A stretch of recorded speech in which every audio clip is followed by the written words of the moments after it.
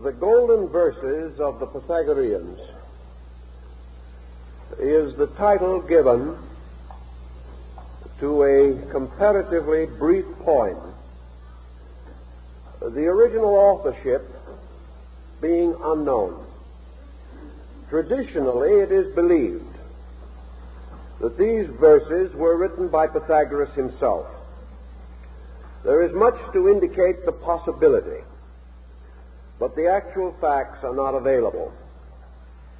We know, however, that at a comparatively early period, these verses were regarded as a true exposition of his teaching, and the internal content binds them very closely to the school of Pythagoras.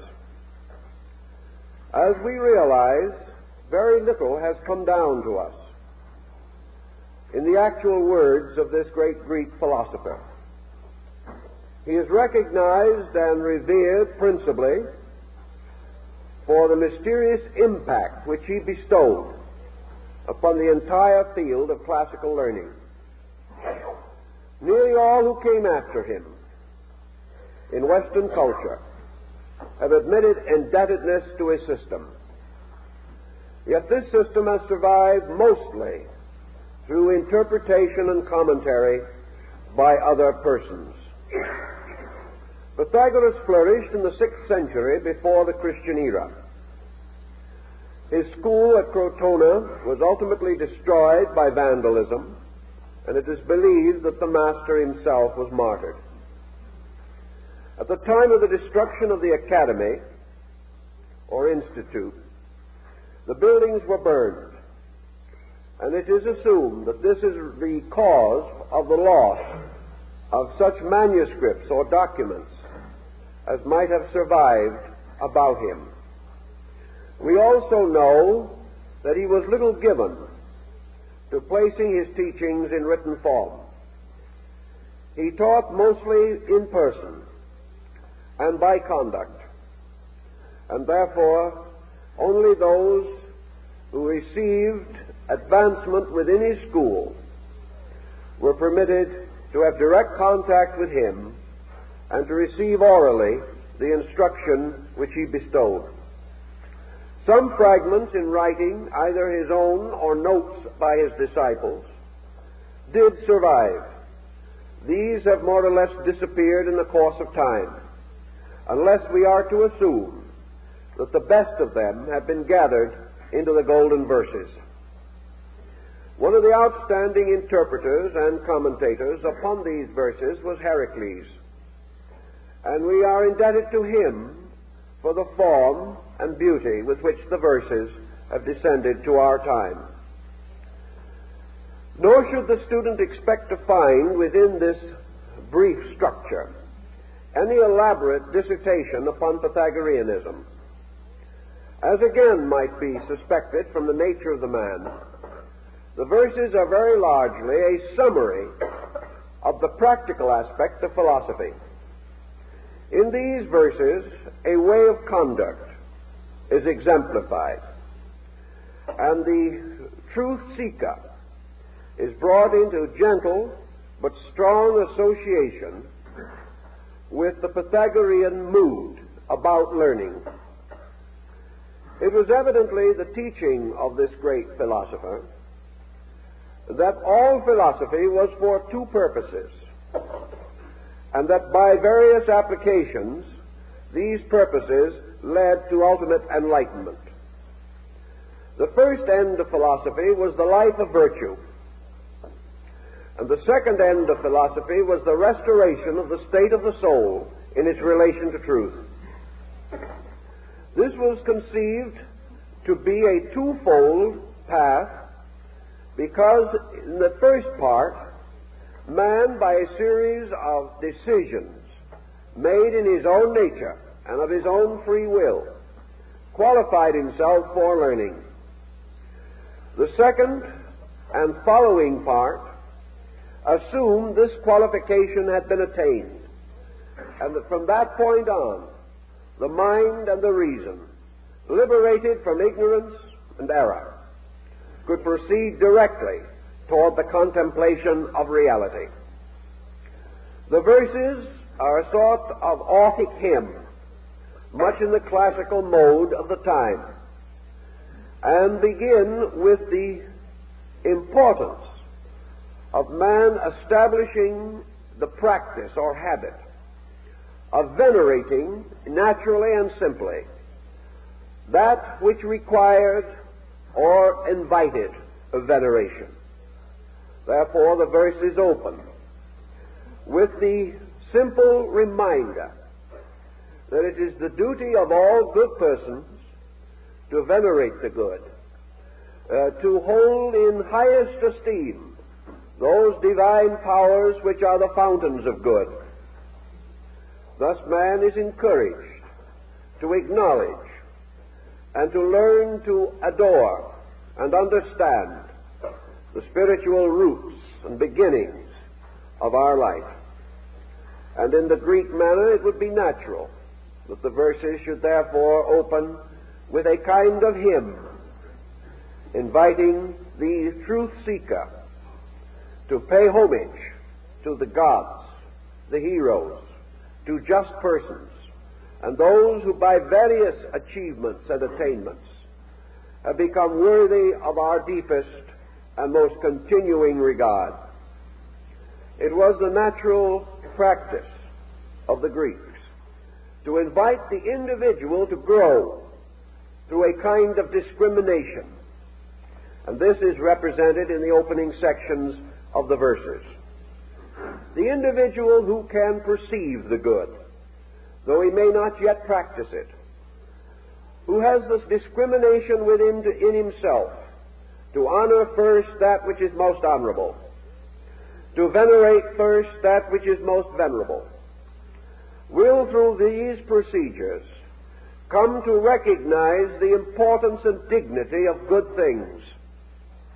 If we give our lives cheerfully and our hearts and minds gladly to those things which are best, if within ourselves we gradually develop a code in which we honor, respect, and revere those qualities which are most eternal, most worthy of our general and continuing admiration, then we are constantly presenting ourselves with good ideas. We are constantly reminding ourselves of the importance of the life of virtue as the pathway leading to the attainment of truth. Now, many persons today in our way of life do not feel very much respect or reverence or veneration for anything.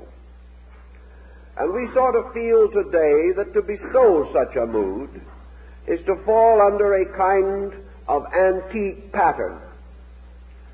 Yet, Pythagoras was probably wiser than most moderns, not in the fact that we should go about worshiping each other. Such was not the intent of the verses, but rather that we should have discrimination enough to choose to bestow our largest admiration upon that which deserves it. For only by so thinking and feeling, only by giving of ourselves to that which is a just and legitimate requirement, can we maintain our own orientation in this world. One of our troubles in the modern world is that we venerate the wrong things. And because man is a venerating creature, he must have his heroes. We all must respect something. And Pythagoras points out that when we respect that which is superior, we inevitably incline ourselves to become like that superior. Where our heroes are, there our allegiances are also. And that which we really believe to be better, we inevitably and instinctively emulate. If, therefore, we emulate the wrong things, if we choose our heroes from the wrong levels of attainment, then instinctively and clearly we are indicating weaknesses in our own natures. Everywhere, in everything, man should reserve his respect for that which challenges him to greater attainment. The craftsman instinctively respects a superior artisan, one whose knowledge is greater than his own. The average musician respects the greater musical genius. The average physician respects the great physician. All of us are inclined to respect achievement in fields that we understand.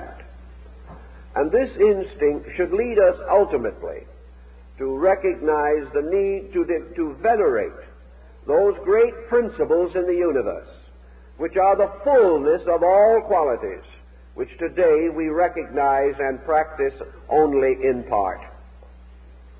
If, therefore, in any generation we examine those persons or things most admired and respected, we come into a valuable psychological key to the qualities of that generation, to its instinctive interests and indifferences.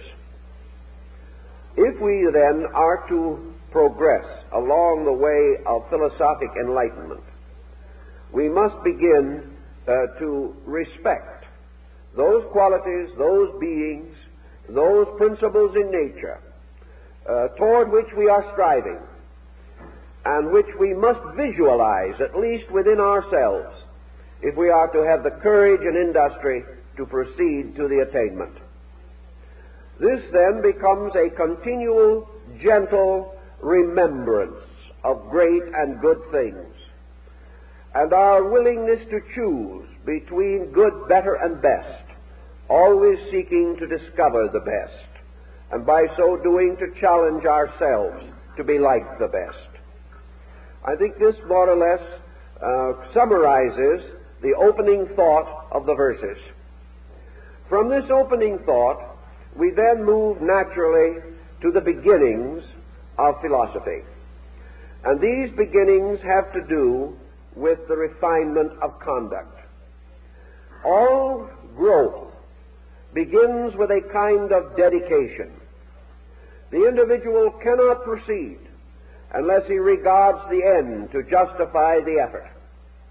Unless he has purpose, he will never move directly toward it. Unless he has an archetypal conviction, he will not live according to that conviction. Thus we come upon what might be termed the theological overtone of the verses, namely the man gradually experiencing within himself, through learning, through observation, through association, gradually experiencing the fact that there is a better way of life than that which we commonly live, and that this better way of life has rewards and opens doors and brings consolations that the lesser way of life cannot experience. Thus the verses invite the individual to recognize that a superior way of life is man's protection against those conditions which arise from an inferior way of life. That growth is continuous, and that therefore man is constantly seeking nobler and fuller expressions for his own internal resources. Thus, the beginning of man's life of discipline is not effective unless this discipline is purposed. The individual cannot discipline himself, nor will he find the incentives or the moral support of his own energies unless this discipline is purposeful, unless it becomes the most important thing in all the world. The individual will not have the energy and the continuity and the dedication to carry it on toward the attainment of self-improvement. Pythagoras obviously knew in his time, we find records historically bearing upon these matters, that the average person, though he be uncomfortable, miserable, variously dilemmaed, does not in all these negative circumstances have sufficient energy or sufficient inducement to correct his own way of life. He is rather hope against miracles, phenomena of some kind which will save him in spite of himself. He seeks to surround himself with comforts to substitute for the absence of securities. He is forever compromising because his incentives and his inducements are not great enough. Now, the Pythagoreans were well aware that man's inducements must clarify with his growth. The individual in a state of ignorance cannot be certain of those great good things which are the ends of wisdom. Yet discipline comes to him from another source, whether he be certain or not. And this source lies in the religious conviction of his peoples. In those days, of course, what we would term today the agnostic or the atheist were rare. There were not great numbers of persons who were unbelievers, who did not have some faith or substance of belief in themselves. Therefore, the beginning of this discipline was to a degree simple religious virtue. The individual standing in the presence of the Decalogue delivered by Moses, or listening gently and quietly to a reading of the Beatitudes, was moved not by reason, but by faith, by the recognition that these words, these commandments, these great institutes were wise, were benevolent, and were so considered as to make life best for him. So the beginning of the life of virtue is the acceptance of the divine way, as brought by revelation, by teachers, by venerated prophets, and by the great spiritual leaders of the race. Under these conditions, the individual may turn to piety simply because it is the good way, not because he understands why, but because he knows in his daily conduct that persons who live this way are better friends, better relations, more honorable associates in all the walks of life. He learns in his daily living that we finally depend for our safety in this world upon the honor of others, and that this honor is important to us, and that our honor is important to them. Thus, the honorable life must precede the life of discipline. It must be a way in which, for reasons commonly obvious, we do those things commonly approved as good, maintaining constantly with it the simple faith that the performance of these good things is not only acceptable to our fellow men, but is in harmony with the great religious and spiritual universe in which we exist. So in the beginning all things may not be clear, but that good is desirable is universally accepted, and that which is desirable shall be practiced on all occasion and with all fortitude, and the individual shall, in the service of good, strengthen such resources as he may possess. So the Pythagorean golden verses begin to emphasize the gradual establishment of value. They begin to point out how man attains to his natural human estate, and that this estate begins in the cultivation of adequate self-control in all things, that there can be no victory for the individual who is unable to direct his own life, that this direction of life becomes more clear as we proceed, but that at any stage the individual must still be the leader of the total of himself. So we have another ancient classical axiom, namely that man as a being, as a center of life and light, must lead his total personality and never be the victim of it. Thus the best part of man must govern man, even as the best part of men must govern the rest. And as God, being the best part of the universe, leads all of it, so in every creature there is a God. There is a supreme being, or power, or principle, that which is superior to the rest, and this must always guide the rest. if the individual is not led by the best of himself, he falls not only into evil, but falls away from religion. For the best part in all things is that part most like God. And not to be led by that is to fall into error. Thus the God in things must be the protector, the guardian, the teacher, the guide, and the master of all the parts of its own nature. So man seeking for understanding, seeking for discipline, seeking ways to put his life in order that he may be acceptable to the Most High, must first of all choose or select the best of himself and make this leader of the rest. Now, in the Pythagorean system, being a philosophical school, it was assumed that in man that which we call reason is the best part. Now, reason is not just mind, nor is it just emotion, nor is it just higher thinking. Reason is that thing or power or faculty in man which determines the reasonable, which determines those things possible, likely, those things next in sequence. Reason not only lifts man from a lesser state, but it prevents him from tumbling headlong into an unknown state. Reason not only hastens him from his ignorance, but reason also slows his step when he comes to things more difficult than he can immediately manage. Thus reason becomes a constant impulse toward the reasonable.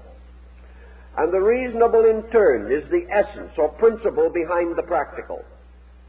Therefore all things truly practical are reasonable, and all things truly reasonable are practical. And that which is practical is that which makes possible in each instance the greater good. Thus all practical purposes are those purposes best calculated to most directly attain a desirable and necessary end.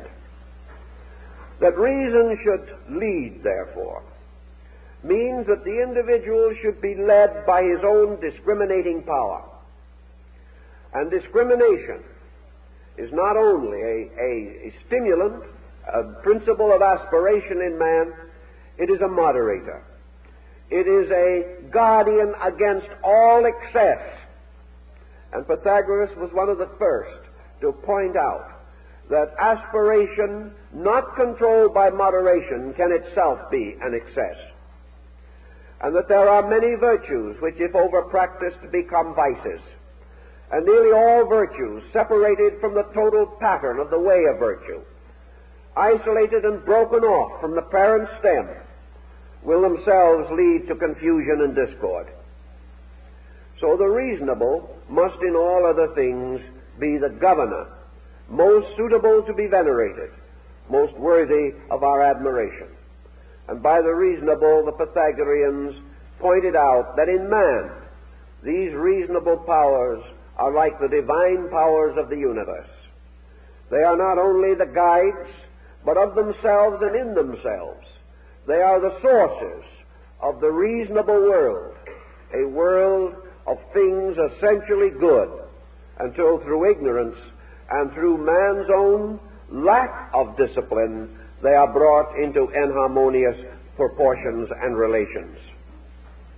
Thus man is to be guided and led by the reasonable, by the cultivation of his own faculties and powers, so that he may become a reasoning being. Now, reasoning also points out that in life nothing must be done without a reason, and nothing for which there is a reason may be left undone.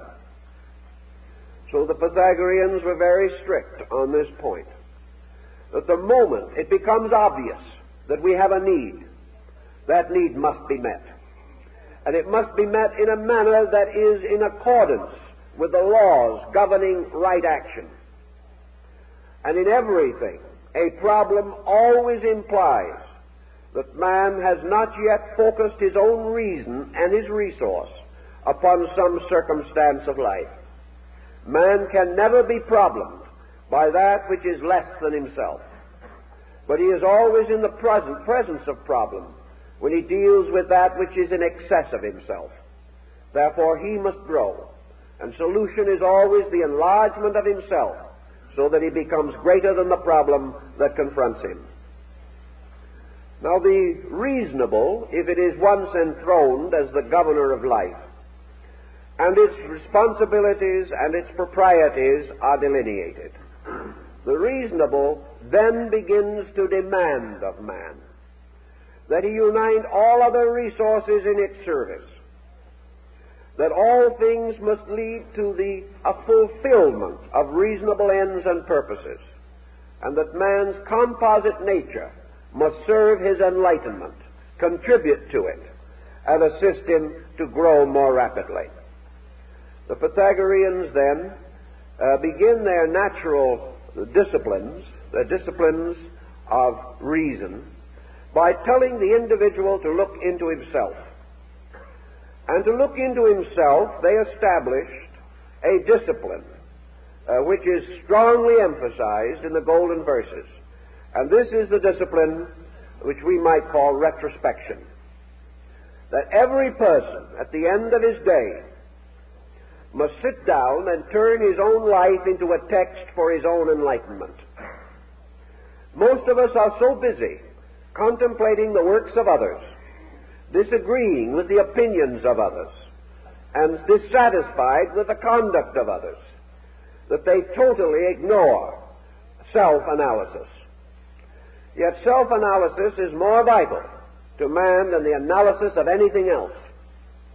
For by self-analysis, man begins to prepare the disciplining of his own conduct. Thus, to the Pythagoreans, philosophy is not an intellectual pursuit. It is a way of life. It is life under the discipline of the reasonable. And any abstraction that cannot be immediately associated with immediate conduct must be held in suspension until the proper time. The mind shall never go into vagary. It shall never substitute intellectual activity for discipline. It shall never retire into a contemplative existence by which it is permitted to ignore conduct. The individual is not to sit in a mountain somewhere looking down indifferently upon his own conduct. He must grow through his conduct and must use his own personal experience as the great text which will lead him toward the life of discrimination. If he becomes sincere in this, if he is honest, he will then be able to look back not only upon the preceding day, but perhaps upon preceding years, and begin to benefit by the things that he has along the way rejected. Man is forever rejecting truth. The moment this truth appears uncomfortable, the moment it differs from his own personal pleasure, will, design, or opinion, he promptly forgets it or ignores it. But out of his retrospection, he may restore it again as a guide and lead to conduct. In going back through the day, the verses tell us that it is the duty of each individual to perceive, through contemplation, those procedures which he has practiced and the results which they have attained. He should search for those things which he has done well and observe the useful consequences. He should perceive those things which he has not done well and notice how they brought misery or misfortune upon himself and others. He must search out also the good things which he has not done, which had he performed them would have gained advantage to his world or to himself. Also the things which were bad which he has performed, and should gradually use his own life as a textbook. He may always say to himself in the Pythagorean mood, if I am not happy, if I am not adjusted, if I am not constructively dedicated, then there is something wrong with me. Now, Pythagoras makes this tremendous point, that it is utterly worthless for an individual to be miserable and at the same time say that he is right. He cannot. He may be right in a sense, but that sense is not great enough. He may have been true to the wrong things. His insight may not have been great enough to lift him above the level of problem. But the individual who cannot solve his problem in some reasonable way is not, as yet, capable of regarding himself as above error. He is imperfect, or his works are perfect. And that which is essentially true will never result in that which is essentially untrue. Always, then, the individual's discrimination must be strengthened through the observation and reflection upon the consequences of immediate conduct. Man may also gain from this a certain reference frame. And having considered these matters in relation to his own nature, he may reconsider them in the nature of tradition and of example and of experiences with others around him or out of the memory of his religions, philosophies, arts, and sciences. He will then observe that though they may be persecuted in their own time and regarded as offenders in their day, those whom the world best loves and most remembers are those who were true to the great discipline of ethics. That those who have practiced certain virtues have gained certain everlastingness as a reward. So the person, thinking in terms of self-improvement, can see not only a personal advantage but a universal advantage. He can perceive the justification, and he can also perceive that the attainment is possible, for others have attained it, and by attaining have become the universal benefactors of mankind. The verses then stress this important, practical self-analysis, that the person should use his own life as a constant and immediate text, and by so doing, and using every available amount of reason that he possesses, he must begin to invoke the central part of life. For example, if an individual is utterly confused, and there is no center of integration within him, then obviously the divine part of his own nature is submerged. For deity cannot be confused. Truth and reason cannot be confused. And if man, looking upon a stormy sea within his own psychic life, sees within himself no strength, no hope, no verisimilitude, then that individual has failed, or is failing, to call upon those resources most available to him. He must then gradually restore the dignity of superiors within his own nature. He must do so because he must have leadership. The failure of central leadership means confusion and chaos, and no individual can do well in a chaos. Thus he must elevate some principle within himself, and this principle, by whatever name he calls it, is still the personification of the divine attribute. Some individuals in this emergency seek to draw into integration the concept of God, hoping in this to find an inward strength against outward stress. Others may seek to build character or conduct.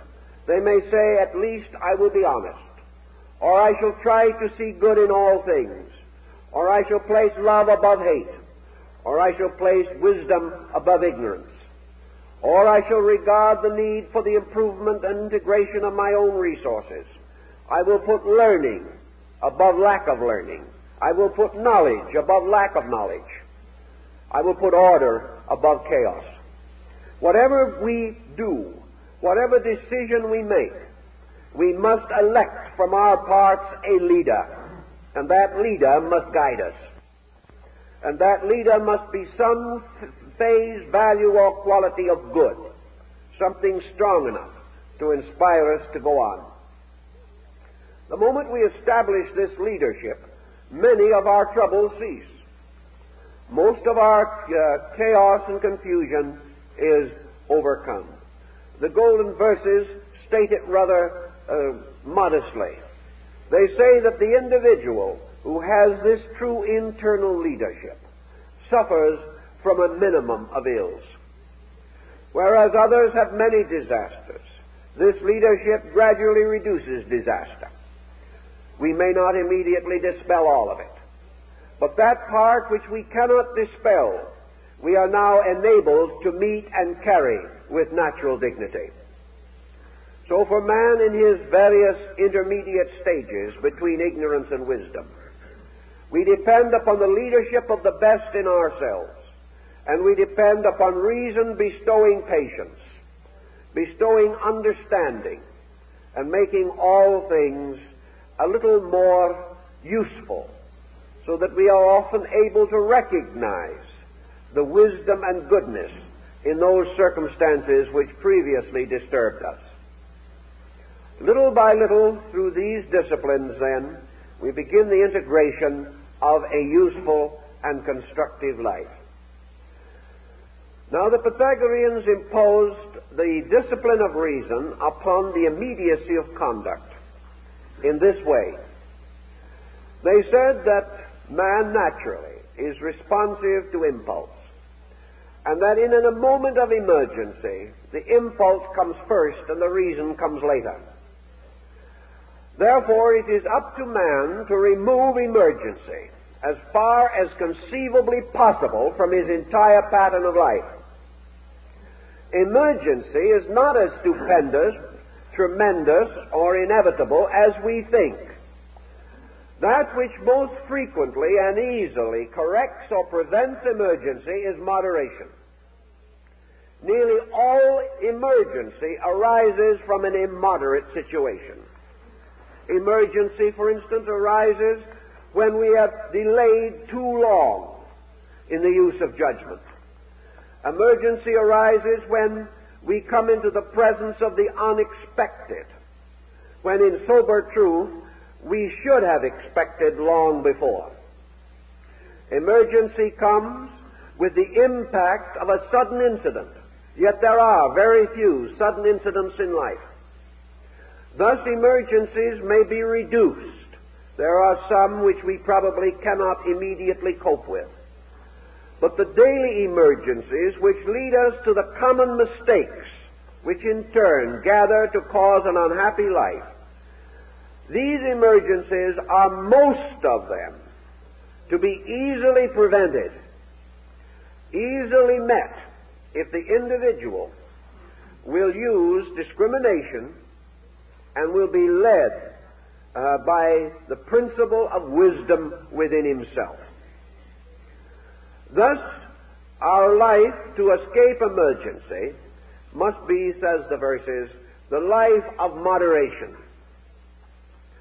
Moderation, for instance, in itself cuts away from us much discord.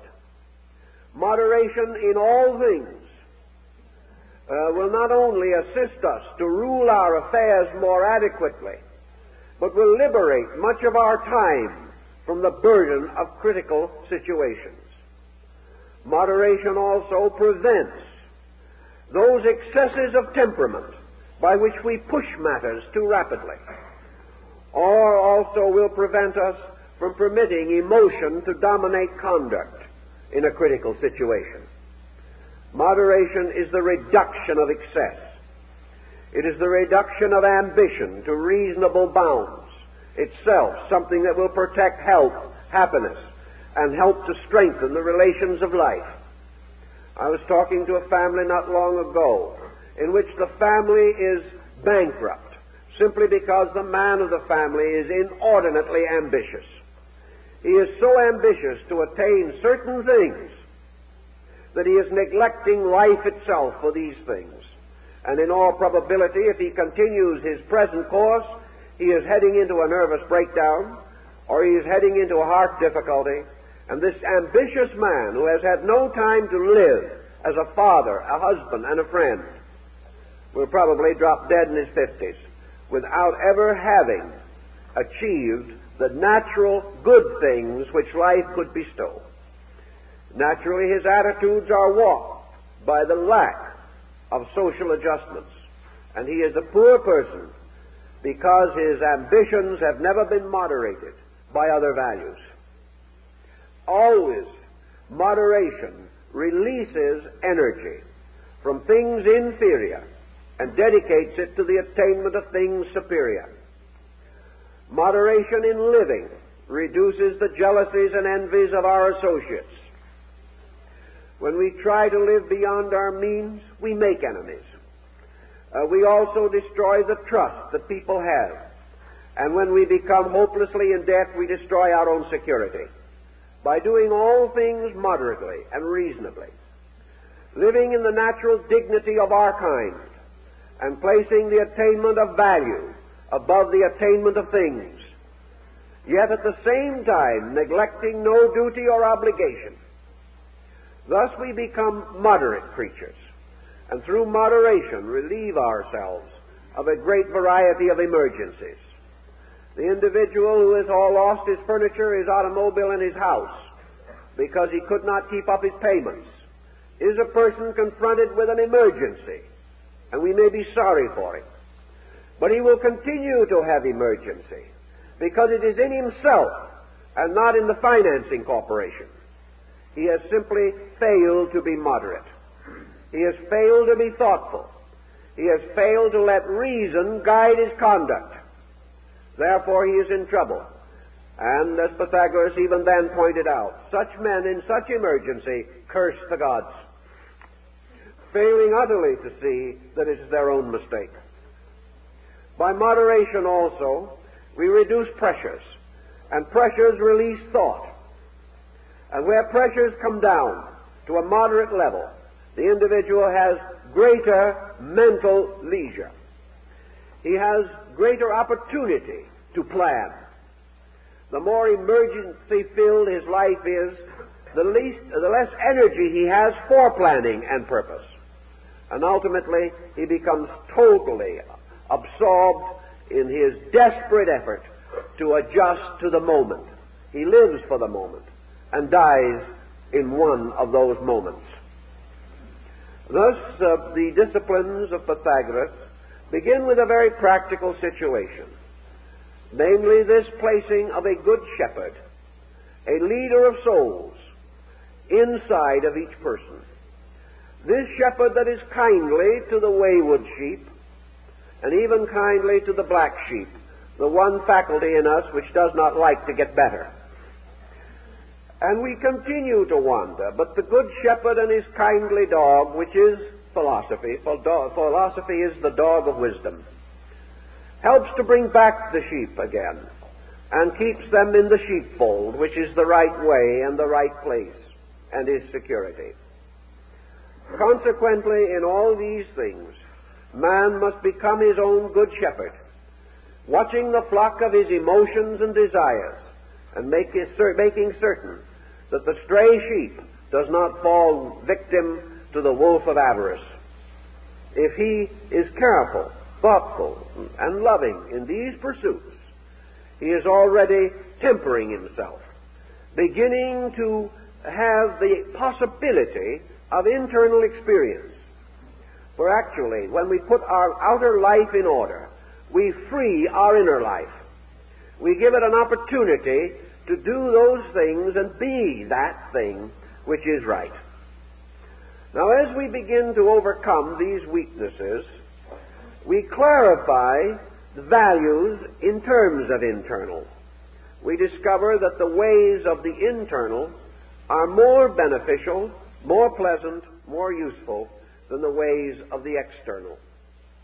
We realize that every part of ourselves, and in the golden verses some emphasis is placed upon the body, that it is proper that man should regard the body as the instrument of his purpose, that he should be kind to it, guard it, take care of it, and preserve it by his own reason from any excess that will injure it. But if his own reason and his own emotions themselves are addicted to excess, then he works a terrible hardship on his body, bringing it down to ruin and bringing with it the ruin of his inner life. Thus the importance that man's leadership shall be complete, but always benevolent. Man is not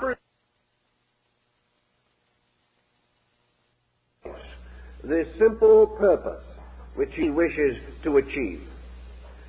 He must then, according to the golden verses, realize always that to the degree he grows, he becomes a paternal or maternal being. Growth is always in the direction of parenthood. Growth is never in the direction of autocracy.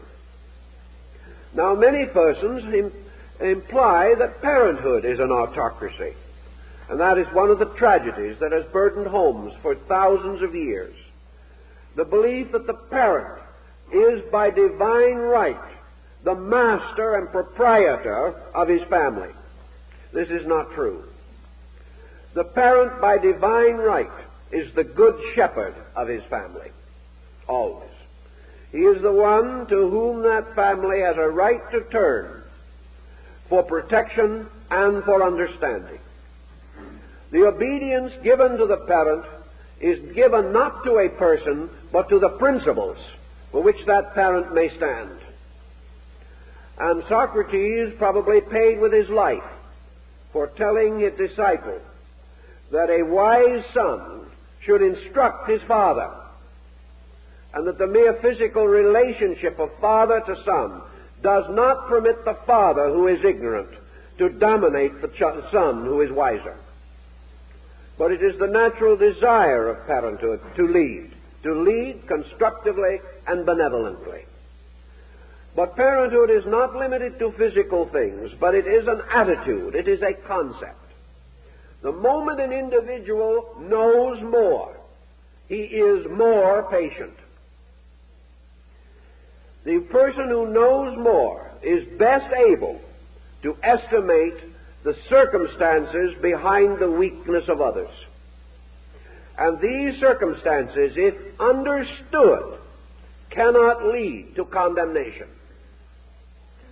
We may advise, we may try to help, but it speaks very clearly in the golden verses that the wiser person, the adjusted person, the discriminating person, is not presumed to lock himself in endless conflict with others, nor is he to judge them, nor is he to condemn them. He is to understand them.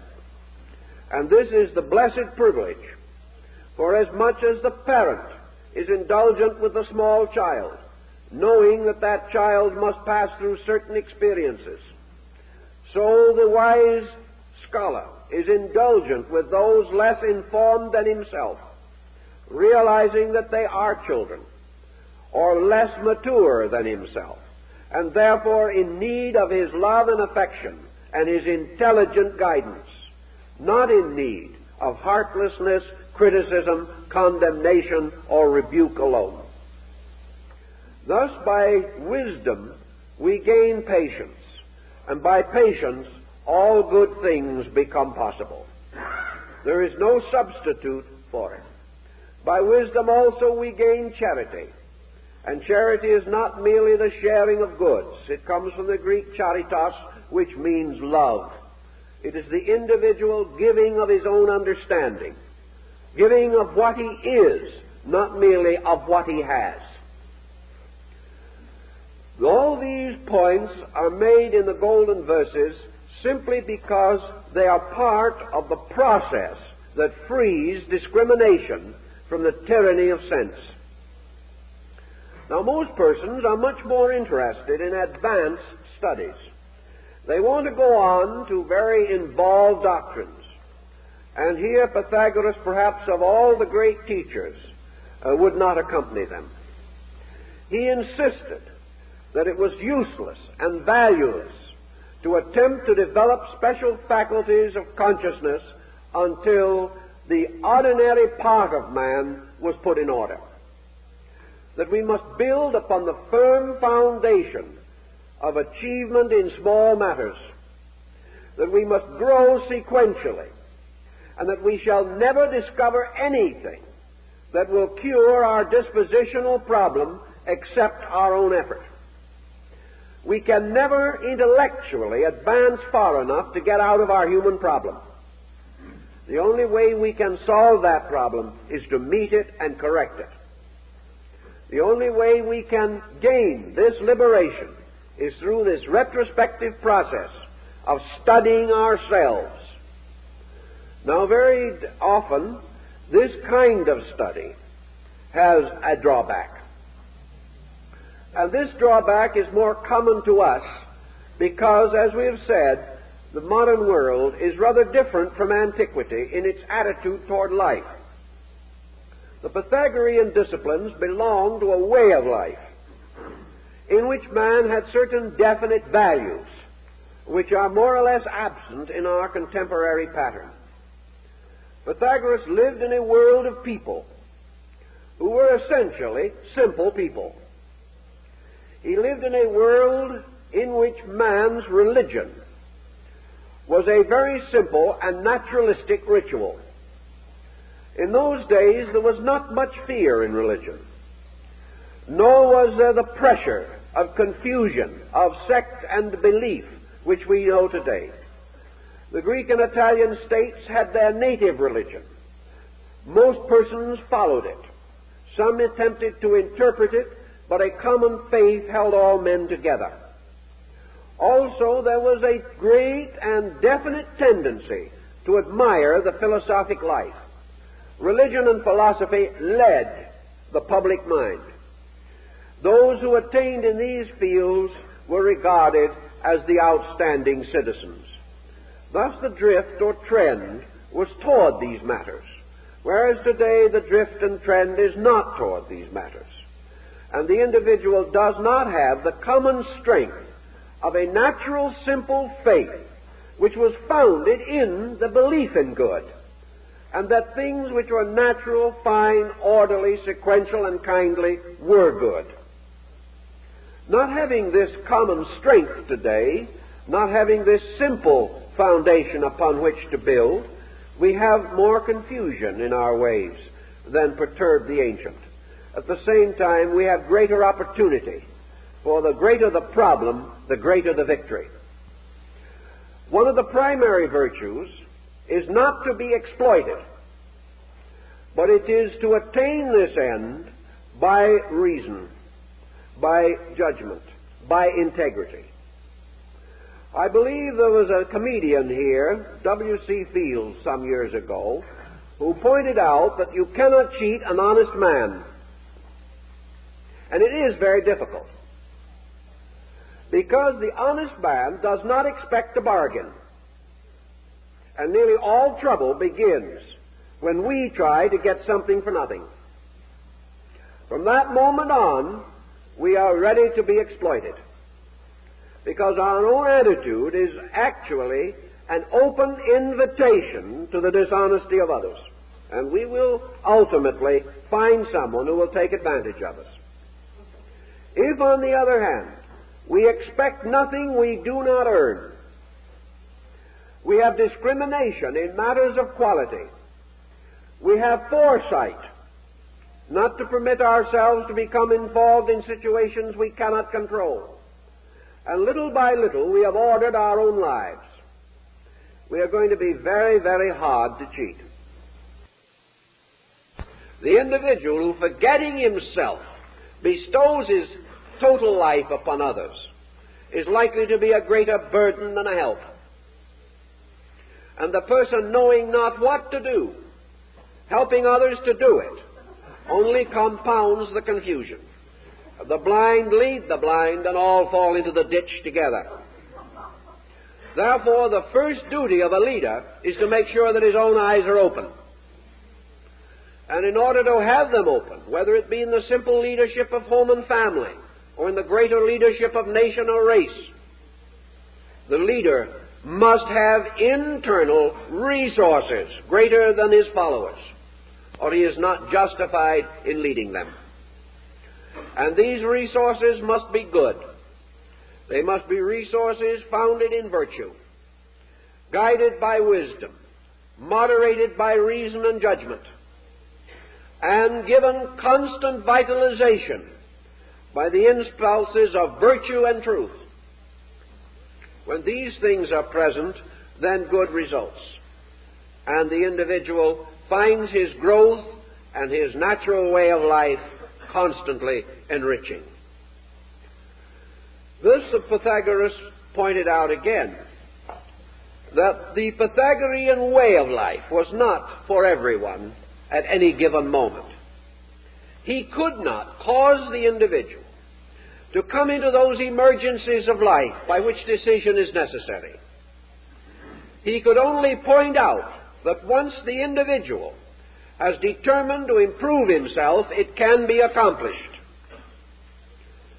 If, therefore, the individual, coming in his own due time to that maturity of insight which makes him realize that improvement is necessary to survival, only that individual is ready for the philosophic life. And having made this dedication, he can then proceed as far as his own integrity will sustain him. And he will go as far as his insight will sustain his determination to succeed. This was called the philosophic few, that group that had reached the point where it had suddenly realized that its trouble was due to itself. The world was then divided into two parts. The larger part, being composed of persons who blame others. They are the unphilosophic material. Then there is the smaller group that recognizes self-responsibility for the consequences of conduct. This is the smaller group, ready for greater insight. And those who had this insight could be led along the road of wisdom and could make that journey which leads finally back to our eternal home.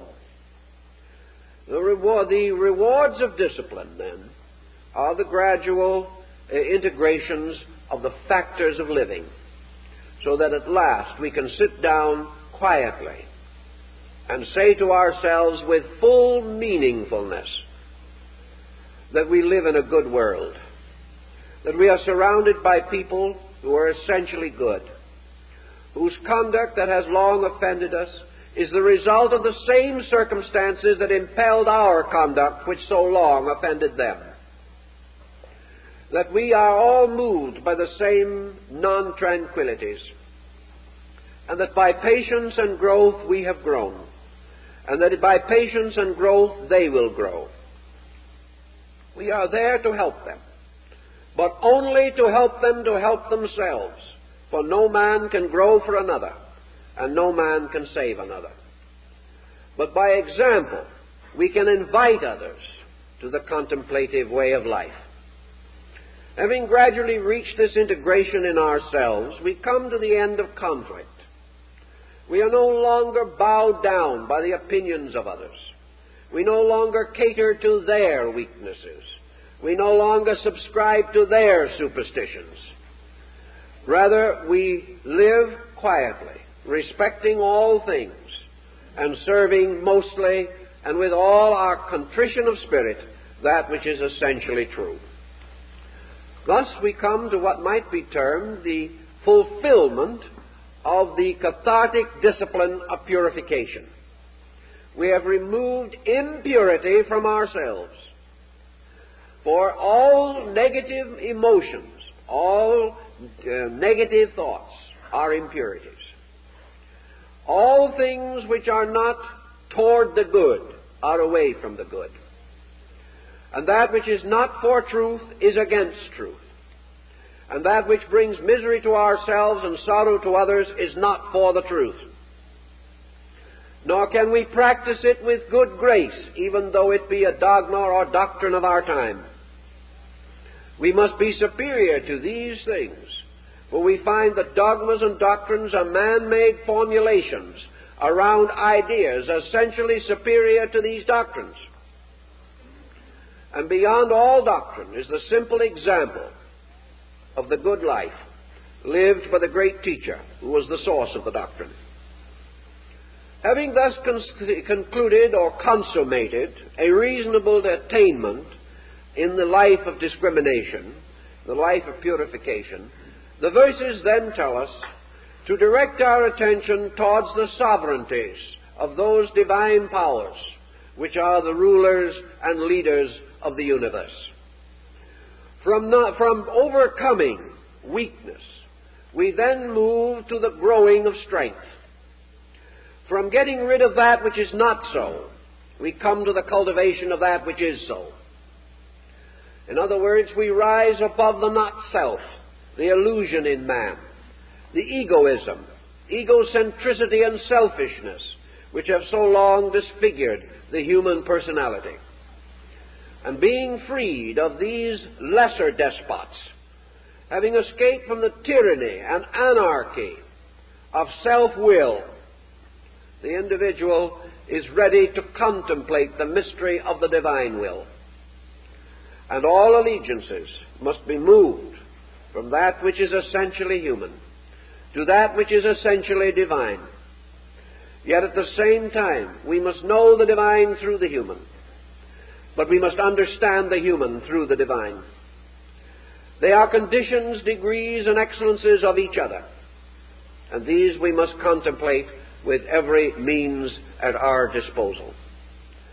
The being, the self in man, freed from slavery or involvement in the hopeless confusion and complex of externalized existence, naturally turns its face like the sunflower to the source of its own light.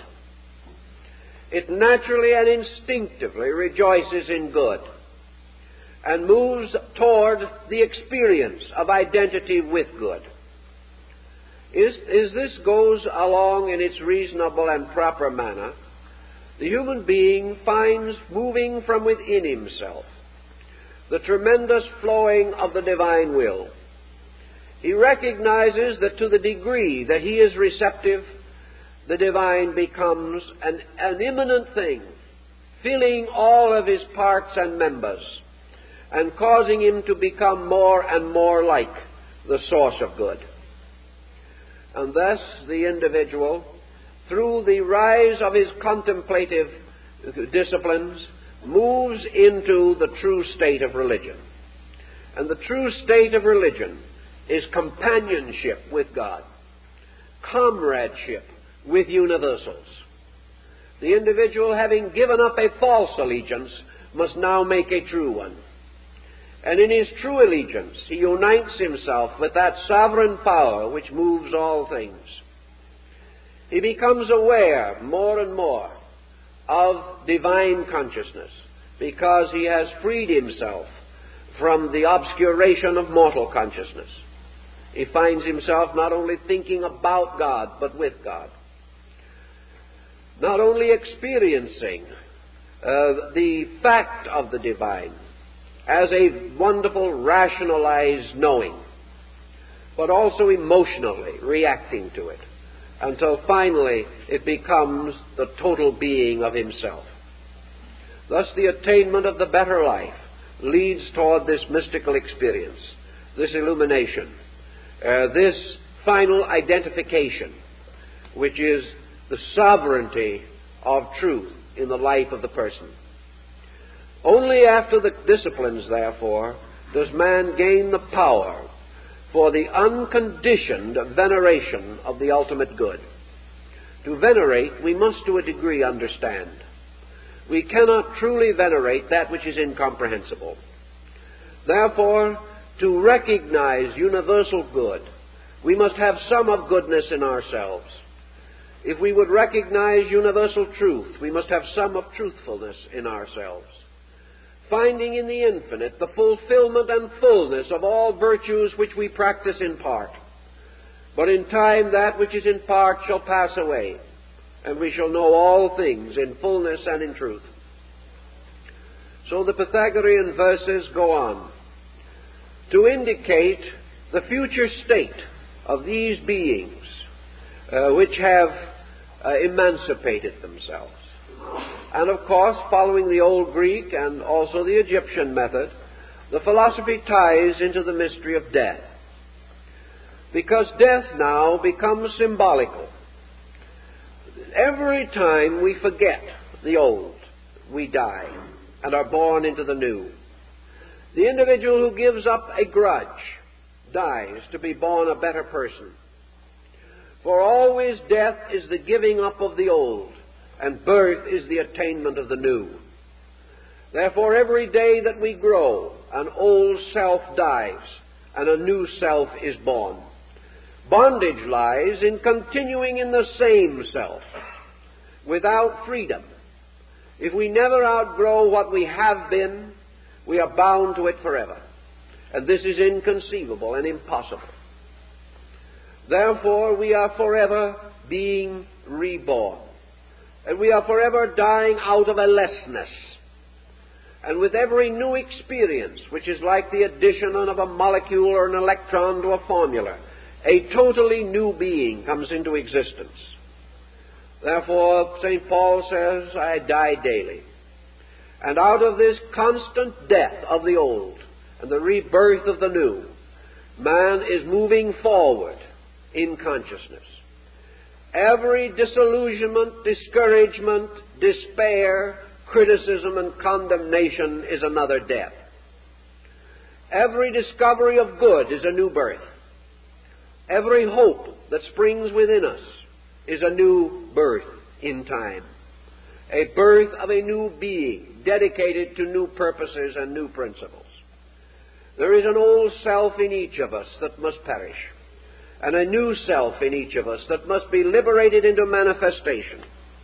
And this new self is a messianic self, a self which has within it the healing of all the old problems that burdened us. Every time we become bigger than a problem, we are reborn, because we have attained freedom. We are in slavery to ignorance, but we are free men in the light of truth and of wisdom and of understanding. So in the death situation, or symbolism, comes the idea that through the death of the old, through the death of the lower being, man is liberated into the higher regions of true being. And the Pythagorean verses go on to point out that man, having attained the philosophic death and the philosophic rebirth, the old self having died by discipline, the new self having been born by inspiration and aspiration, that this new being now transforms itself from a creature of the earth to a creature of heaven. It is like this fable of Cupid and Psyche.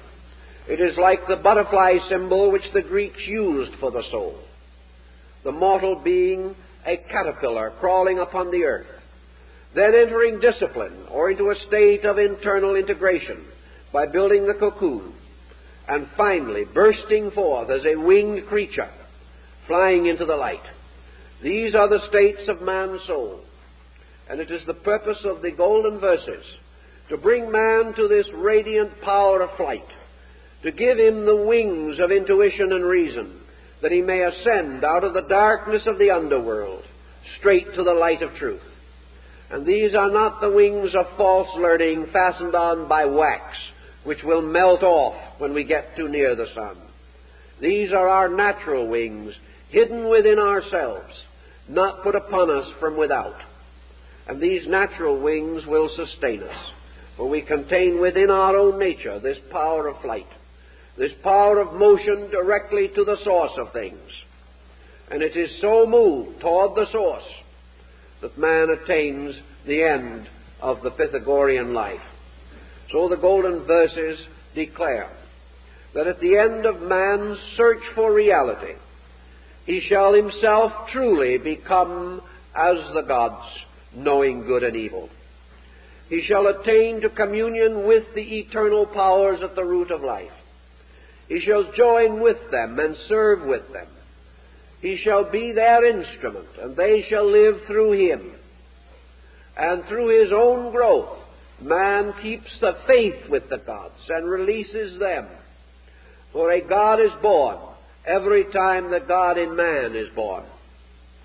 and all good things coming into birth through man bear witness to the eternal will of the everlasting good.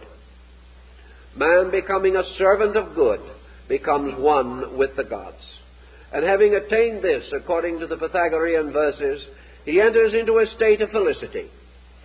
He then comes no longer into the sorrow and darkness of the unknown, but he goes forth serving good as gloriously and as fully as he has previously served ignorance.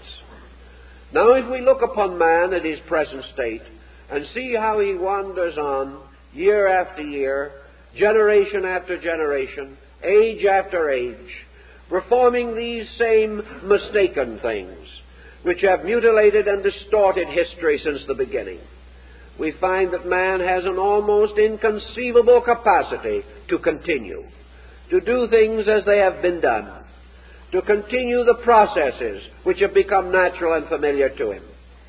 If, therefore, this man becomes enlightened, if he truly becomes one with the divine power, he may then subsist continuously in this, finding a way of life as glorious, as happy, and as extensive as his more miserable existence is today. He will find then that all institutions which are necessary for his good will flourish, that his life and his world will be enriched, that peace will come to him, that the great enemies, sin and death, will disappear. If not literally, their power over him will vanish. For it is not death, but the fear of death that slaves men to mortality. All things not good vanish away in the light of good. And it is perfectly possible and perfectly conceivable for men to live as well as they now live badly. That only, however, through the attainment of that which is true and necessary can this be done. Discrimination, then, gives man this picture of well-being, of rightness, of suitableness in all things, and reminds him that he is human, that of all creatures that he knows, he has been most internally gifted with understanding, with insight, with skill, with faculties and powers, with memory and imagination, with sense and intuition, that he may accomplish all these things.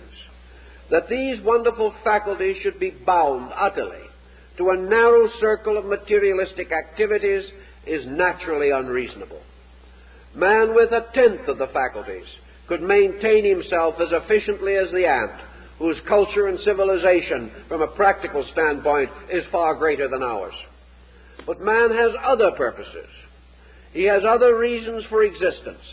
And that he should have these powers and not recognize that they are invitations to growth seems incredible. That man should be able to look around him and see that he is greater than the animal, and yet have no desire to excel that animal in essential matters, is amazing and almost beyond conception.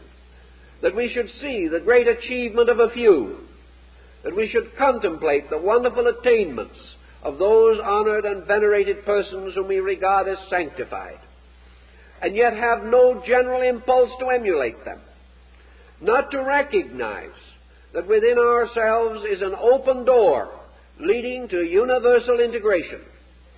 Not to see this in the presence of the power to see it means that we have long been chained and held to false opinions. The Pythagoreans 2,600 years ago sought to bring these facts to man, that man, being obviously the noblest creature that we can perceive, must also have the noblest destiny, and that this destiny cannot be fulfilled in war and pillage and competition and strife, that these things do not lead to the end for which man is intended. They do not bring him into living communion with the gods. They do not restore him to his eternal estate. They do not liberate him from sin, ignorance, and fear. These things must be attained from within. A man endowed with the power to attain will attain if he makes the sincere and natural effort. But against this effort is the constant inertia, bounded by this eternal feeling that we can't do this and we can't do that. We simply lack this tremendous drive. Nature bestows impetus by giving us problem and showing us that we must either solve or be miserable. And in this emergency, with all our faculties and all our powers, man decides to be miserable. He still rejects solution because this solution takes effort. And our civilization has gradually decreased our desire to use our resources for a purpose relating to our inner lives. Yet without this resource so applied, our outer lives will never be solved. So the golden verses point to this future state in which man, joining with the gods in the infinite empyrean, lives forever in beatitude, not necessarily actually meaning that he's going off into the sky and stay there, but meaning that he has found heaven within himself. That when he turns inward, he turns upon the countenance of the divine being. That when he is quiet, out of the hidden springs and fountains of his own soul flow waters of life, instead of the polluted streams of his own perversions. That he can sit down and be at peace. That he can dream and hope. That his faith is stronger than any doubt. And that in all decision, he decides with the gods. And having made this decision, finds that in all things the divine power is with him. This being with the gods, being true to the rule, having the courage and insight and love to dedicate our powers and skills to that which is the greater good, this decision, this insight, brings with it the consolation of spirit that surpasseth understanding. In that time and under those conditions, all these dark things will pass away. We shall no longer see through a glass darkly, but face to face. And we shall also discover that in this seeing face to face, life becomes very simple, that philosophy becomes very simple, and that out of all learning comes only the strength to do that which is simple, to do those things which are true, and then to live quietly in the constant light of the presence of truth. To make this attainment is our natural end and our natural birthright. And into the golden verses, therefore, have been incorporated what seems to me to be the essence, the substance of the noblest thoughts of man. No great religion can deny these truths. It may attempt to develop them or specialize them, but still the principle remains that man, through the reformation and rededication of his life, through the offering of himself, totally and without reservation, to the service of truth and upon the altar of good, by these dedications and these consecrations, man justifies the good life, justifies the presence of the gods, and that which he earns he shall have, and that which he serves shall come to him, and that which is his duty shall be shown to him, and he shall dwell in peace with the gods through all eternity. And he shall have, as the ancient said, his birthright in everlastingness. Time's up.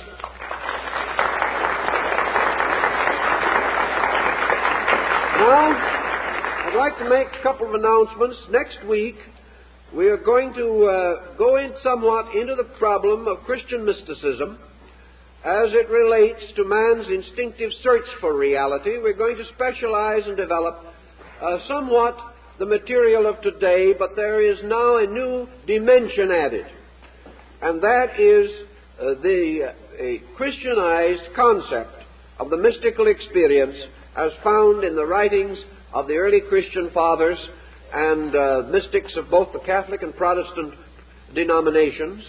And the subject will be the dark night of the soul, taken from the title of a mystical book. But I think you will find it a rather worthwhile and stimulating line of thought. Now, on Wednesday evening, we're beginning a series of courses at headquarters. I'm taking a series on astrotheology. or the effect of the belief in the heavens, the heavenly bodies, and the motions of stars upon the development of man's religious life. Now, a great many people today are worried about Asiatic influenza. How many people know the meaning of the word influenza? It means, literally, bad influence from the stars. That's how the word came into existence. So if you have influenza, you have a bad star somewhere. Or if you have a disaster, you have an unfavorable star. Dis and aster, an evil star. So these terms, which even in our language have come to us, may remind us that philosophy is deeply involved in these problems. I'd like to also call to your attention that we have articles on the Pythagorean system of philosophy in some of our publications. We have a section on it in our book Journey in Truth, which deals heavily with the Greek classical wisdom. We also have an article on the Pythagorean system of numbers in our book The Phoenix, and also extensive article on Pythagoras in our Symbolical Philosophy book, the large volume that we have had reprinted in photographic process. So therefore, you can have material about this school and its teaching from our publications. Let me also call attention to our Christmas booklets, which we hope you will find useful as Christmas cards. If you do some of your Christmas shopping with us, it will, we think, make more meaning in many instances to your gifts, also simplify your problems, and provide you with the consolation and understanding that sometimes ideas are better than things as gifts. And perhaps we need the gifts of ideas and ideals more than other things at this particular time. I'd like to also invite your consideration to the counseling service offered by the Society. A number of persons are taking advantage of it, not to get out of trouble, but to keep out of trouble. And if anyone has any interest in that subject, there is a leaflet on the table explaining this service. If you are not on our mailing list, we'd be happy to have your names and addresses, and we hope you will visit our book table. We thank you for being with us and hope to see you next week.